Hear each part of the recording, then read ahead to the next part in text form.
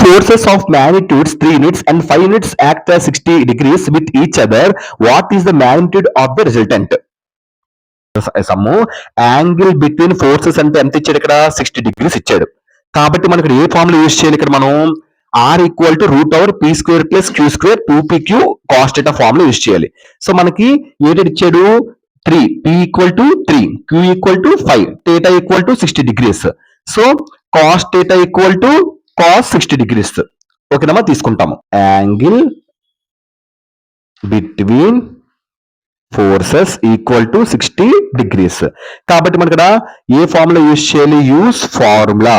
ఇక్కడ మనం r equal to root over P square plus Q square plus 2pq cos theta ఈ formula use చేస్తే సరిపోద్ది. ఇప్పుడు మనం క్యాల్కులేట్ చేసేద్దాం.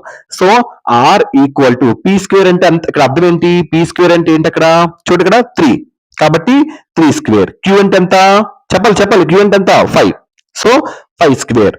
సో తర్వాత ఎంత 2 p అంటే ఎంత p అంటే 3 p అంటే 3 q అంటే 5 కాస్ థీటా అంటే ఎంత 60 degrees కాస్ 60 degrees అలా వేస్తాం.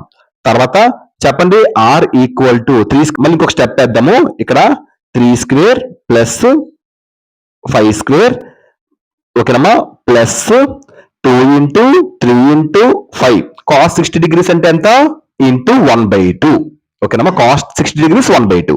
ఓకే ఇప్పుడు చేంజ్ వస్తుంది ఆన్సర్. ఇక్కడ మనకి క్యాన్సిలేషన్స్ అయిపోతాయి కదా 2 క్యాన్సిల్ అయిపోతాయి ఓకేనా.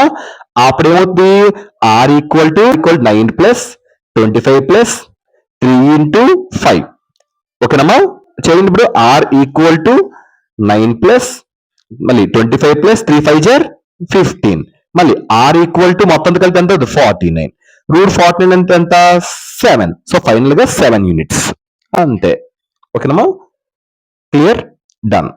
ఇది ఒకసారి